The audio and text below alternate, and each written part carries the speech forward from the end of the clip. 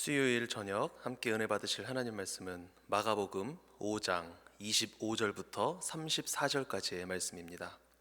신약성경 60페이지에 있습니다. 마가복음 5장 25절부터 34절까지의 말씀. 제가 읽겠습니다. 12해를 혈루증으로 알아온 여자가 있어 많은 의사에게 많은 괴로움을 받았고 가진 것도 다 허비하였으되 아무 효험이 없고 도리어 더 중하여졌던 차에 예수의 소문을 듣고 무리 가운데 끼어 뒤로 와서 그의 옷에 손을 대니 이는 내가 그의 옷에만 손을 대어도 구원을 받으리라 생각함일러라. 이에 그의 혈루 근원이 곧 마름에 병이 나은 줄을 몸에 깨달으니라. 예수께서 그 능력이 자기에게서 나간 줄을 곧 스스로 아시고 무리 가운데서 돌이켜 말씀하시되 누가 내 옷에 손을 대었느냐 하시니 제자들이 여짜오되 무리가 에워싸 미는 것을 보시며 누가 내게 손을 대었느냐 물으시나이까 하되 예수께서 이 일 행한 여자를 보려고 둘러보시니 여자가 자기에게 이루어진 일을 알고 두려워하여 떨며 와서 그 앞에 엎드려 모든 사실을 여쭈니 예수께서 이르시되 딸아 내 믿음이 너를 구원하였으니 평안히 가라. 내 병에서 놓여 건강할지어다. 아멘. 이 시간 함께 공의로운 눈높이 구원 혈루증이라는 제목으로 하나님께서 주시는 은혜를 나누시겠습니다.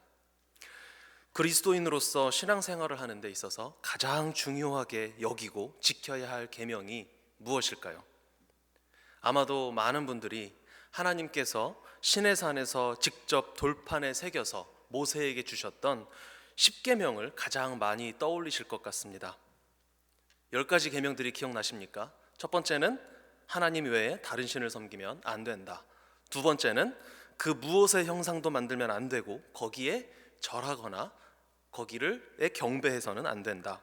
세 번째는 하나님의 이름을 망령되게 부르지 말아라. 네 번째는 안식일을 기억하여 거룩히 지키라. 다섯 번째 부모를 공경하라. 여섯 번째 살인하지 말라. 일곱 번째 간음하지 말라. 여덟 번째 도둑질하지 말라. 아홉 번째 이웃에 대하여 거짓 증언하지 말라. 그리고 마지막 열 번째 이웃의 것을 탐하지 말라. 이 10가지 계명 중에 첫 번째부터 네 번째까지는 하나님을 사랑하라는 것으로 요약되고 다섯 번째부터 열 번째까지는 이웃을 사랑하라라는 계명으로 요약이 됩니다. 그래서 하나님 사랑, 이웃 사랑이 가장 중요한 계명이다라고 말할 수 있습니다. 누가복음 10장 27절에서도 그렇게 말씀하고 있죠. 여기에 이 10가지보다 더 중요한 11번째 계명이 있다는 거 아십니까? 많이 들어보셨을 수도 있는데요. 바로 들키지 말라는 겁니다. 물론 풍자 섞인 우스갯소리입니다. 계명을 어겼을 경우 바로바로 눈에 보이는 심판이 임했던 구약시대 때와는 다르게, 그런 특수한 경우와는 다르게 지금 저와 여러분이 사는 이 현실 속에서는 조금 죄 짓는다고 해서 하나님이 바로바로 심판을 하지 않지 않으십니까? 그래서 많은 크리스찬들이 저와 여러분을 포함해서 종종 하나님이 바로 심판하지 않으신다는 이 점을 악용해서 죄를 짓더라도 일단 다른 사람한테 걸리지 않으면, 들키지 않으면 괜찮다, 다른 말로는 완전 범죄를 이루면 괜찮다라고 생각하는 점을 비꼰 것입니다. 11번째 계명, 들키지 말아라. 당연히 이 들키지 말라라는 11번째 계명을 생각했다거나 이것을 의식한 것은 아니었겠지만 다른 사람들한테 들키지 않고 몰래 그리 떳떳하지 않은 행동을 간절한 마음을 가지고 했던 사람이 있습니다.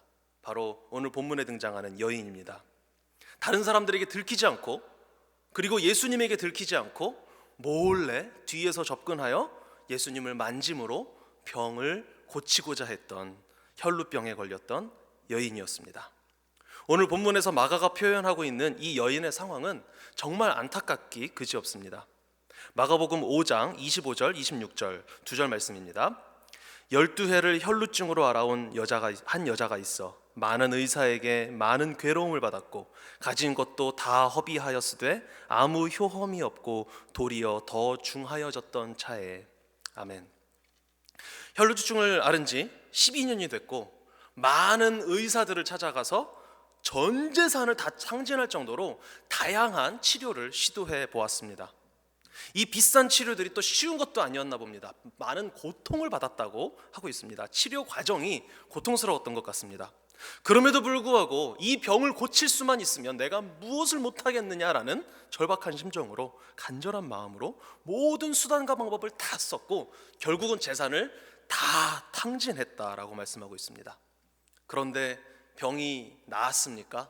병이 조금이라도 호전이 되었습니까? 아니요, 오히려 증세가 더 심해지고 있었습니다. 얼마나 고통스러웠을까요? 이러한 신체적인 고통만큼 이 여인을 어쩌면 더 괴롭게 하는 것이 있었습니다. 바로 사회적인 고립이었습니다. 고대 유대인 사회에서는 정결과 부정의 기준이 아주 명확했습니다. 사람에게 있어서는 연약한 것, 부드러운 것, 그리고 촉촉한 것, 또 몸 안에서 몸 밖으로 자신이 의도하지 않은 비의도적인 유출이 있는 경우에, 그리고 또 신체적으로 어떤 장애, 또한 지적으로 어떠한 장애가 있는 경우, 이 경우들이 부정한 것 혹은 열등한 것으로 간주되던 것이 바로 고대 사회였습니다. 그래서 선천적으로든 후천적으로든 장애가 있으면 부정한 사람으로 분류돼서 사회생활을 정상적으로 하는데 지장이 있었습니다. 지금도 아직까지도 그런 장애인들에 대한 편견이 남아 있어서 여러 사회운동가들이나 인권운동가들이 장애인에 대한 편견을 없앱시다, 이런 종류의 운동을 많이 하고 있죠.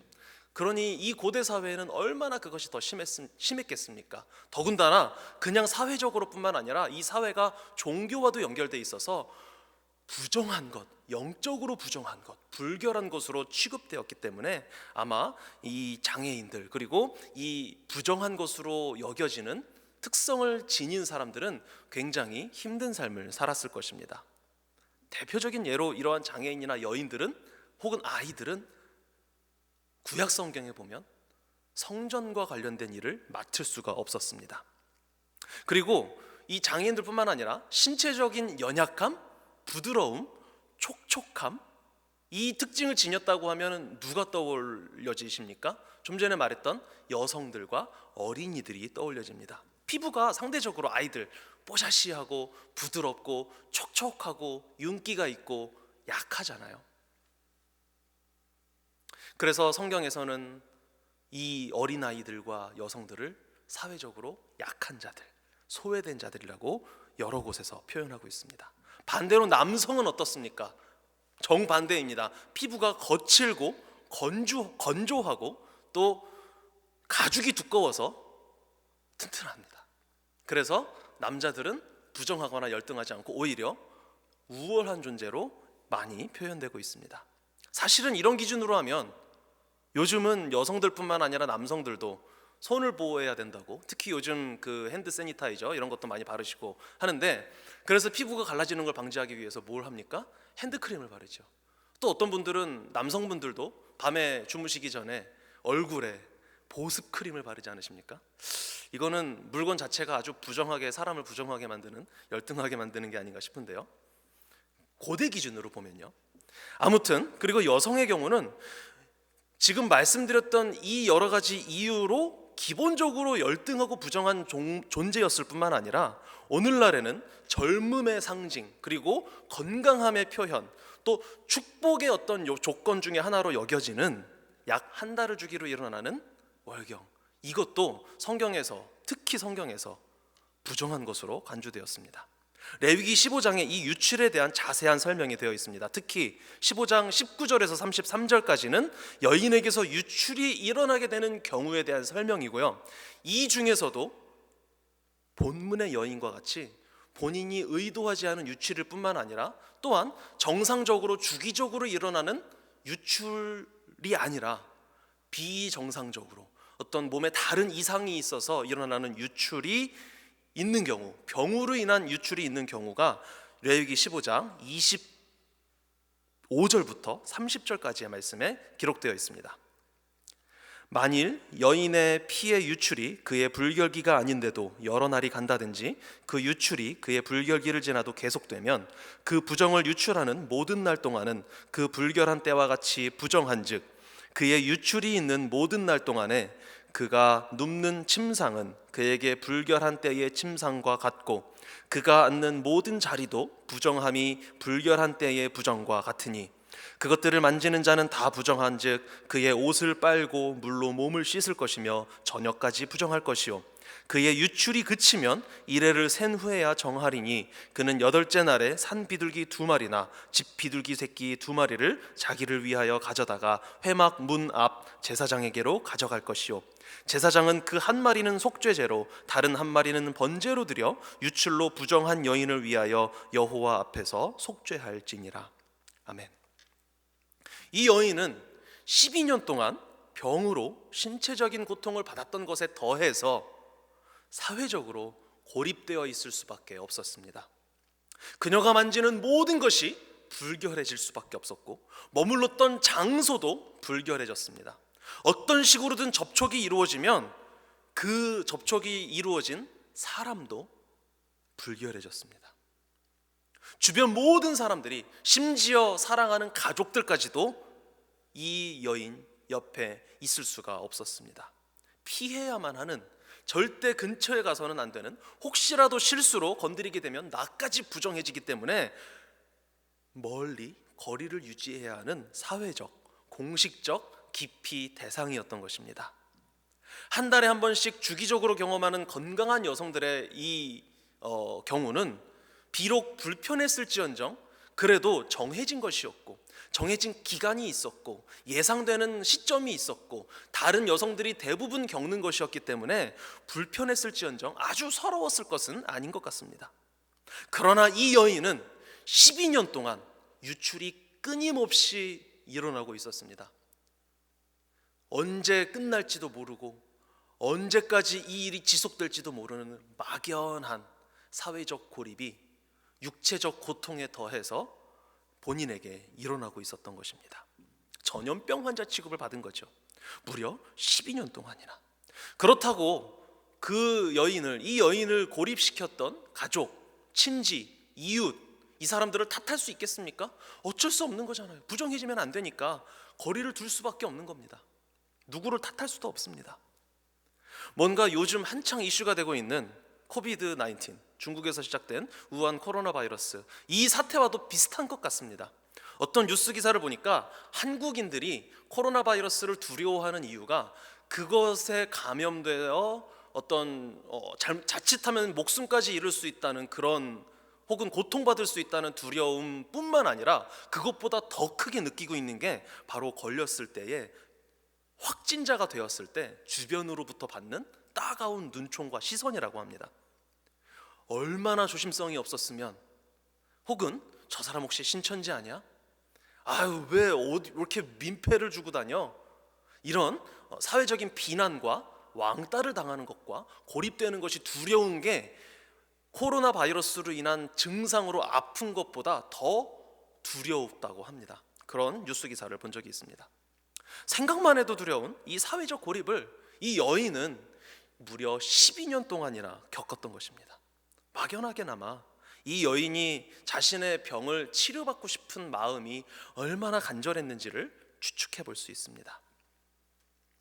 그러한 간절한 마음을 가지고 있었던 이 순간에 예수라는 이름을 가진 분이 근처를 지나고 계셨습니다. 예수님에 대한 소문은 이미 주변에 자자했던 것 같습니다. 마가복음에서도 예수님이 수많은 병자를 고치셨다는 기록이 있습니다. 그리고 예수님을 만지기만 해도 병이 나았다는 말씀도 있습니다. 마가복음 3장 10절에 이런 말씀이 있습니다. 이는 많은 사람을 고치셨으므로 병으로 고생하는 자들이 예수를 만지고자 하여 몰려왔음이더라. 아멘. 마가복음 6장 56절 말씀입니다. 아무데나 예수께서 들어가시는 지방이나 도시나 마을에서 병자를 시장에 두고 예수께 그의 옷가에라도 손을 대게 하시기를 간구하니 손을 대는 자는 다 성함을 얻으니라. 아멘.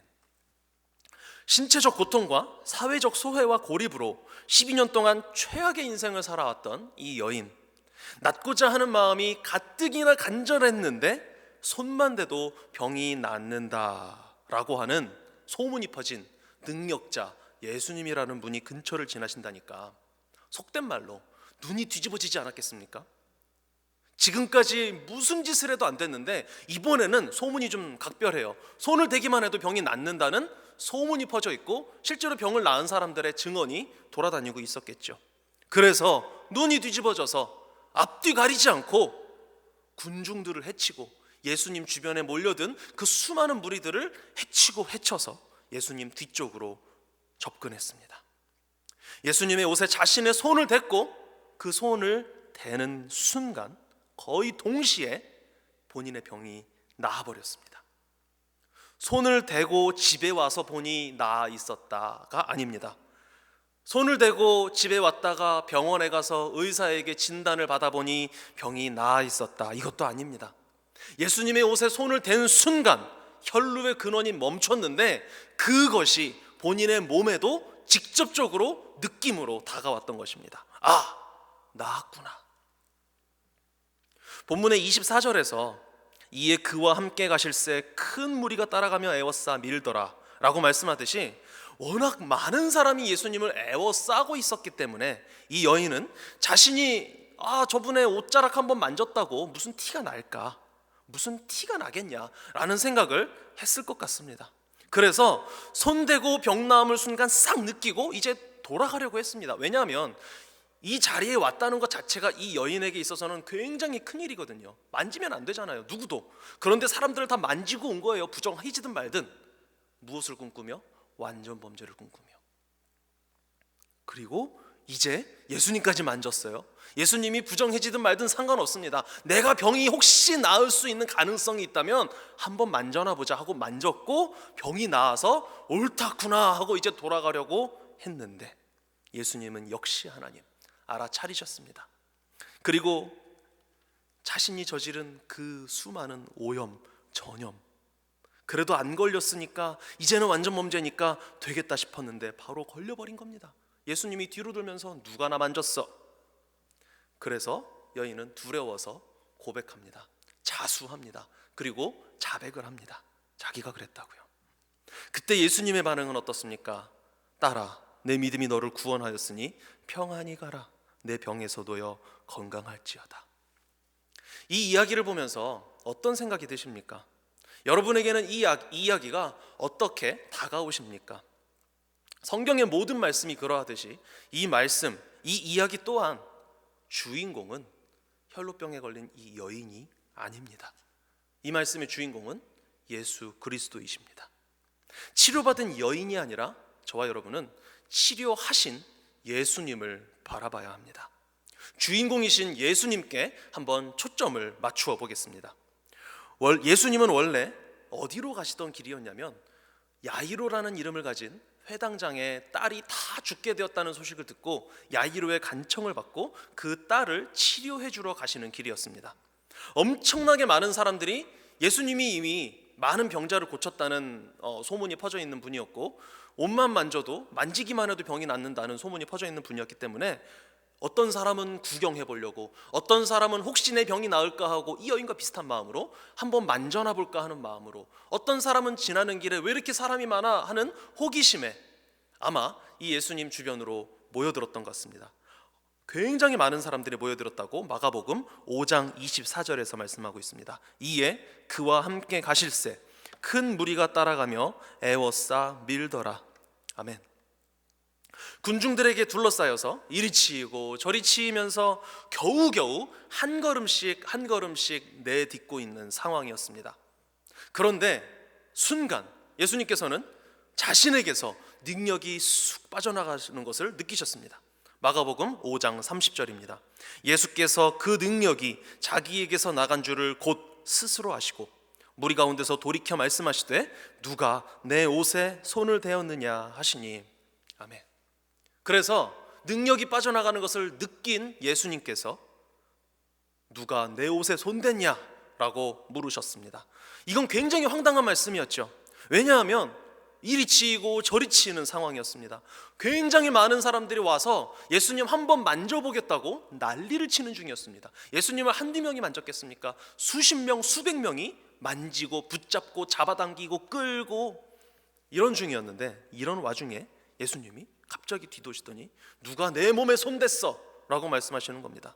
그래서 제자들도 황당해서 예수님께 이렇게 대답합니다. 마가복음 5장 31절입니다.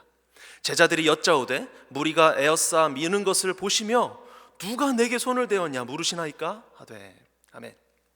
예수님은 하나님이시기 때문에 수많은 무리가 밀면서 만져대는 와중에도 미리 정하신, 예정하신, 예수님이 이미 선택하신 자가 자신을 만졌다는 것을 아셨습니다. 그리고 그것을 알고 인식하고 물으신 것입니다.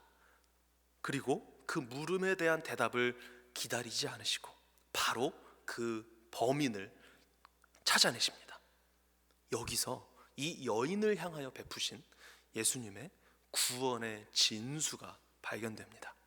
혈루증, 유출병에 걸린 여인이 예수님을 만졌습니다. 오늘 본문 중 25절에서 28절까지 이 4절 말씀을 헬라어로 보면 생각보다 조금 4절, 조금 긴 부분인데 이게 딱 한 문장으로 되어 있습니다. 12년 동안 고생했고 수많은 의사를 찾아갔고 힘든 치료도 다 해봤고 돈도 다 썼지만 효과를 보지 못하고 오히려 병세가 악화되어 고통스럽던 찰나에 예수님이 지나가신다고 해서 그 주변에 모인 수많은 무리를 뚫고 예수님 뒤로 와서 손을 댔는데, 왜냐하면 옷에만 손을 대도 병이 낫겠다고 이 여자가 생각했기 때문이다. 풀어서 설명하면 이렇습니다. 이 긴 한 문장에서 주동사, 본동사는 딱 하나입니다. 바로 손을 대니. 손을 댄 동작 하나를 설명하기 위해서 이 긴 수식어구들이 앞뒤로 붙은 것입니다. 그동안 고생한 내용이 손을 댄 것의 앞부분에 쭉 잘라 자세한 디테일한 설명이 아니라 자세해 보이긴 하지만 손을 댔다는 것에 대한 배경 설명을 위해서 쭉쭉쭉쭉 마치 미사여구처럼 붙인 것입니다. 그리고 직접적인 여인의 생각, 손을 댔는데 왜냐하면 이 손을 대면 병이 치료될 거라고 가능성을 생각했기 때문이다. 즉 여인이 힘든 인생을 12년 동안 살았기 때문에 간절함이 있었겠지만 그것은 부수적인 것이라는 겁니다. 오늘 본문이 강조하는 것은, 이 4절 말씀 한 문장에서 강조하는 것은 이 부정한 여인이 예수님의 옷에 손을 대었다라는 것입니다. 일반적인 경우라면 어떻게 되었겠습니까? 부정한 여인이 예수님에게 손을 댔습니다. 이유가 어찌됐든 부정한 사람이 정상적인 사람에게 손을 댔습니다. 어떻게 됐을까요? 예수님이 부정해졌어야죠. 그리고 여인에게는 아무 일이 일어나지 않았어야죠. 그냥 부정한 것을 전염시킨 결과만 일어났어야 일반적인 사건이었을 것입니다. 하지만 저와 여러분 우리가 모두 알다시피 예수님은 하나님의 아들이십니다. 하나님이십니다. 메시아이십니다. 일반적인 그 부정의 전염이 일어나지 않고 오히려 예수님의 정결함이 이 여인에게 전염되었습니다. 여기에 우리가 간과하기 쉬운 부분이 있는데요, 예수님께서 하나님의 능력으로 이 여인을 치유해 주신 것이 맞습니다. 하나님의 능력, 신적인 능력으로요. 하지만 마치 이 치유의 사건이 버튼을 누르면 자동문이 자동으로 열리듯이 기계적으로 일어난 사건이 아니라는 것을 반드시 기억해야 합니다. 여인이 예수님께 손을 대고 여인이 치유된 그 순간 예수님께도 어떤 일이 일어났습니다. 바로 능력이 자기에게서 빠져나간 것입니다. 이것을 능력으로 치유되었다, 능력이 발휘되었다, 이렇게 표현할 수도 있겠습니다. 그런데 오늘 이 본문에서는, 마가복음에서는 마가는 능력이 자기에게서 나갔다라고 표현하고 있습니다. 더 적나라하게 풀어서 표현하자면 예수님 안에 있던 능력이, 예수님의 능력의 일부가 예수님 몸 밖으로, 예수님 밖으로 유출된 것입니다. 여인의 유출이 예수님을 만지면서 사라졌죠. 그것과 동시에 여인의 유출이 사라짐과 동시에 이 여인이 예수님을 만졌을 때 예수님의 능력이 유출한 것입니다. 예수님이 유출을 경험한 모습인 것입니다. 여인에게서 12년 동안 피가 빠져나가고 있었습니다. 그런데 그것이 예수님에게서 순간적으로 능력이 싹 빠져나가는 것으로 옮겨가며 이 병이 끝나버린 것입니다. 예수님께서 이 여인을 치유하신 것은 초월적인 위치에서 버튼 누르듯이 기계적으로 병을 치유하신 것이 아니라 여인의 유출을 예수님 자신의 유출로 가져오신 것입니다. 여인의 유출 경험을 자신의 유출 경험으로 만들어버리면서 이 여인을 치유하고 치료하신 것입니다. 여인의 유출을 자신의 유출로 만들어버리신 것입니다. 예수님께서 우리를 구원하신 것은 바로 이러한 구원입니다. 단순히 버튼을 누르면 이루어지는 것과 같은 기계적인 구원이 아니라 예수님은 우리를 구원하실 때 우리의 모든 연약함과 죄악됨을 몸소 뒤집어 쓰고 죽으심으로 우리의 그 죄값을 친히 치러주신 것인 줄 믿습니다.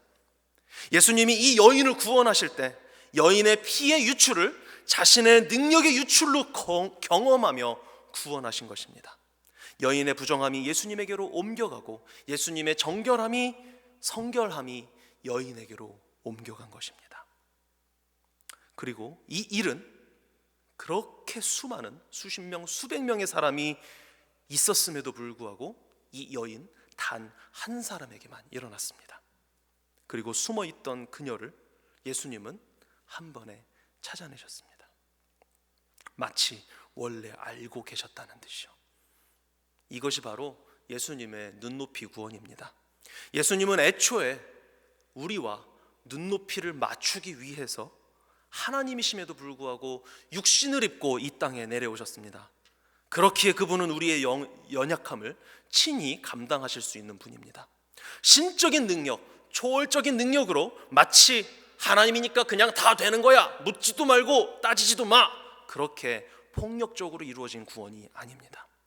우리 한 사람 한 사람, 우리가 인간으로서 연약한 자로서 인생 속에서 경험할 수 있는 모든 연약함, 부족함, 죄악됨, 아픔, 고통, 슬픔들을 다 친히 경험하셨고 그 경험을 바탕으로 우리를 동정하실 수 있는 분이란 말씀입니다.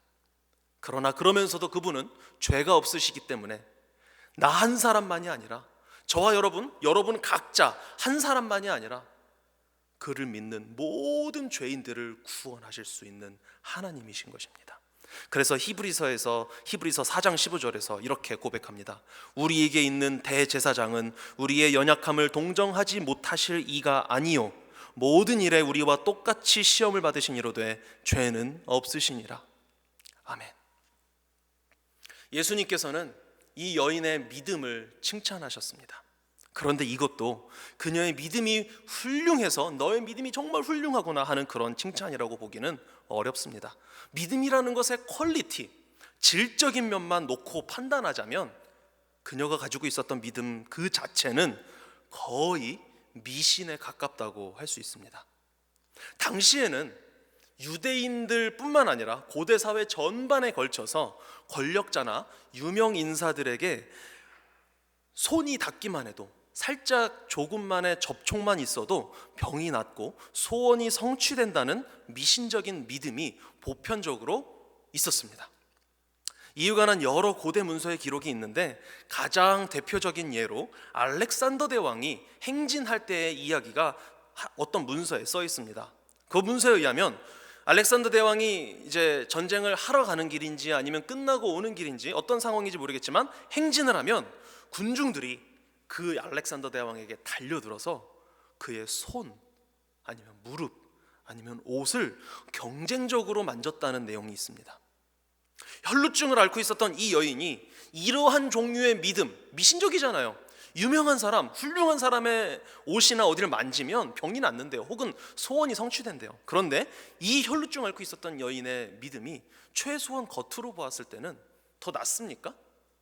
예수라는 분이 지나가시는데 능력이 있다더라, 옷만 만져도 낫는다더라, 그래서 만진 거거든요. 그런데도 불구하고 예수님은 이 여인에게 너의 믿음이 너를 구원하였다 라고 말씀하셨습니다. 이것은 이 여인이 원래 가지고 있었던 그녀의 믿음이 아니라 지금 예수님께서 능력을 유출당하면서 선물하신 믿음을 예수님이 말씀하고 있다고 밖에 볼 수가 없습니다. 즉 예수님은 이 여인에게 치유와 함께 믿음을 선물로 주셨던 것입니다. 에베소서에서 사도 바울이 이렇게 고백하죠. 너희는 그 은혜에 의하여 믿음으로 말미암아 구원을 받았으니 이것은 너희에게서 난 것이 아니요 하나님의 선물이라. 아멘. 예수님께서 칭찬하신 이 여인의 믿음도 이 여인 본인에게서 난 것이 아니라 하나님의 선물인 것입니다. 여인의 유출병, 혈루증을 그 눈높이에 맞춰 자신도 유출을 경험하며 구원하신 예수님, 눈높이 구원과 함께 칭찬을 받을 만한 훌륭한 믿음까지 예수님께서 선물해 주셨습니다. 우리의 구원도, 저와 여러분의 구원도 바로 이렇게 이루어졌고요, 지금도 이렇게 이루어지고 있고 앞으로도 우리 신앙생활 내내 이렇게 이루어질 것입니다. 믿음과 구원은 동시에 일어나는 거죠. 논리적으로는 믿음으로 구원을 받는 것입니다. 그러나 시간적으로는 믿음을 하나님께서 주시는 동시에 구원받는 것이고 하나님이 구원하시는 동시에 그자에게 믿음을 함께 선물해 주시는 것입니다. 그렇기 때문에 믿음으로 구원받고 구원받은 자에게 믿음이 선물로 주어지는 이 일이 저와 여러분에게도 과거에 일어났고 지금도 일어나고 있으며 미래에도 일어날 것입니다. 예수님께서 혈루병 앓던 여인을 치유하고 구원하신 이 사건은 좋은 의미에서, 그리고 예수님의 관점에서는 짜여진 각본이었습니다. 예수님께서는 이 여인을 미리 작정하셨습니다. 예정하셨습니다. 지명하여 부르셨습니다. 그래서 그가 몰래 군중들 속에 섞여서 가까이 와서 예수님을 만졌을 때 예수님은 이 모든 것을 이미 알고 계셨고 이 여인을 치유하셨으며 그냥 가도록 내버려 두지 않으셨습니다. 굳이 자신을 만진 그 여인을 지목하여 엎드려 간증하게 만들고 자신이 병에서 나았을 뿐만 아니라 구원받았다라는 사실을 일러주십니다. 저와 여러분을 부르신 과정, 내용은 다양할 것입니다. 어떤 아픔 때문에 예수님을 만지기 위해서 처음 교회에 나오셨습니까? 혹은 자신이 아팠다는 사실도 모른 채 그냥 부모님 손에 이끌려서 교회에 나오기 시작하신 분들도 계실 것입니다. 이유가 어떻든 과정이 어떻든 아무리 천박한 믿음을 가지고 이 자리에 나왔다고 할지라도 아무리 불순한 동기로 예수님을 믿게 되었다고 할지라도 예수님이 택하신 자에게는 예수님이 그 자신에게서 나오는 그 죄인에게서 나오는 그 천박한 믿음이 아니라 예수님의 가장 고상하고 고귀하고 구원받을 수 있는 최고의 믿음을 선물해 주시는 것인 줄 믿습니다. 그리고 원래 가지고 있었던, 지금도 자꾸 스멀스멀 기어 올라오죠. 미신적인 믿음, 기복적인 믿음, 건전하지 못한 믿음, 이기적인 믿음. 그러나 그러한 것들을 예수님께서 다 친히 안고 가실 것입니다. 그리고 예수님의 그 진짜 믿음을 끊임없이 저와 여러분에게 성령님을 통하여 선물해 주시는 것입니다. 우리를 구원한 믿음은 그 인간적인 믿음이 아니라, 우리의 믿음이 아니라 예수님께서 성령님을 통하여 선물해 주신 진짜 믿음인 것입니다. 우리의 신앙생활이 바로 선물로 받은 진짜 믿음으로 예수님의 눈높이 구원을 깨달아가는, 구원을 깨달아가는 과정입니다.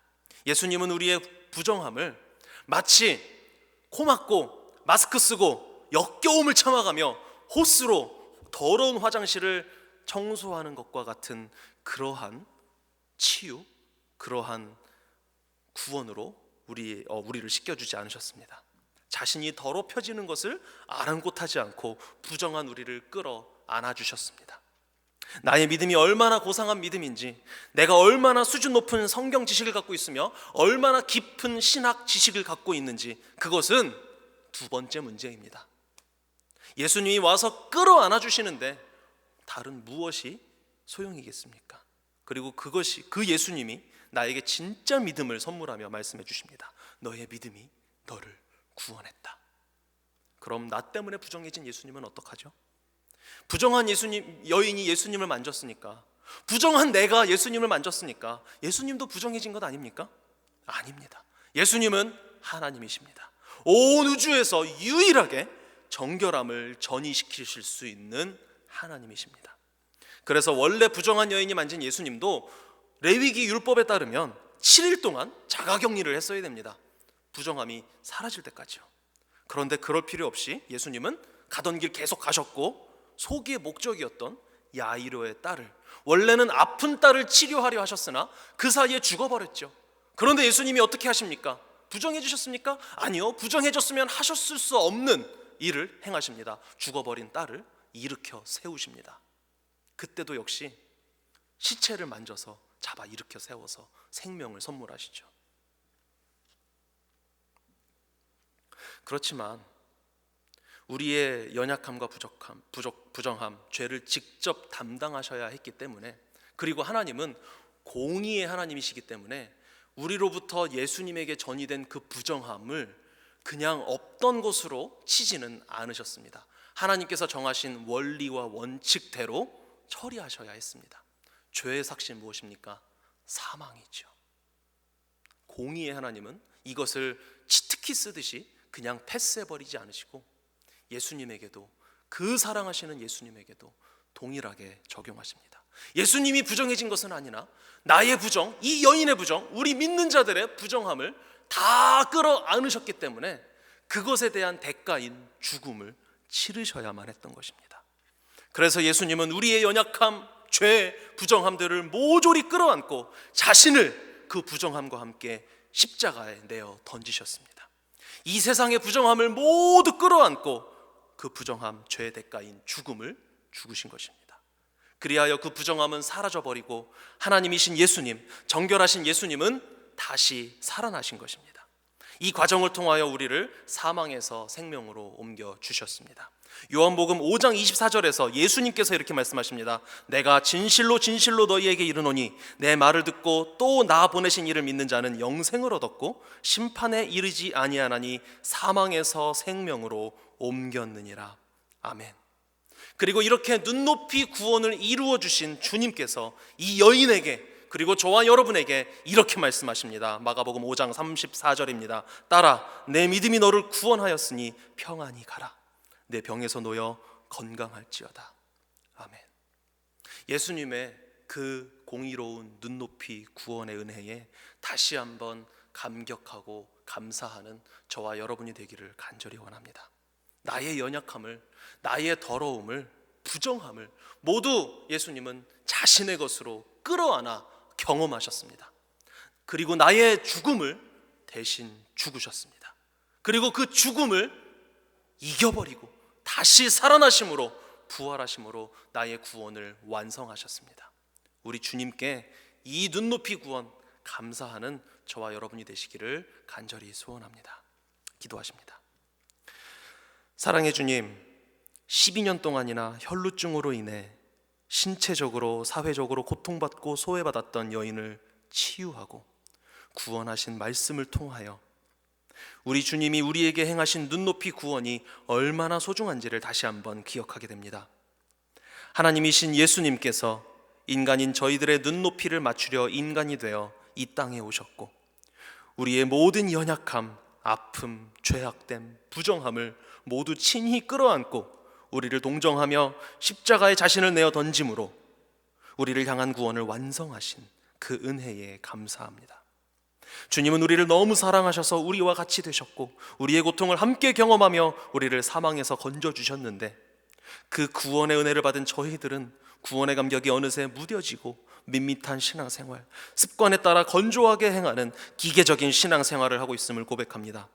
이러한 부정함과 연약함에도 또한 십자가 보혈로 씻어 용서해 주시고 지금도 저희들에게 눈높이를 맞추어 은혜 주시고 매 순간 삶을 인도하고 계시는 주님의 눈을 바라보며 살아갈 수 있도록 성령으로 충만하게 역사하여 주시옵소서. 여전히 본질상 죄인이기에 또 죄를 짓고 부정을 저지르겠지만 그때그때 성령님께서 주시는 깨끗한 양심을 회복시켜 주셔서 죄를 깨닫게 하시고 주님의 보혈을 다시 의지하게 하시며 우리에게 베푸신 눈높이 구원을 확인하며 주님과의 인격적인 교제를 이어나가는 우리 모두가 되게 하여 주시옵소서. 예수 그리스도의 이름으로 기도드립니다.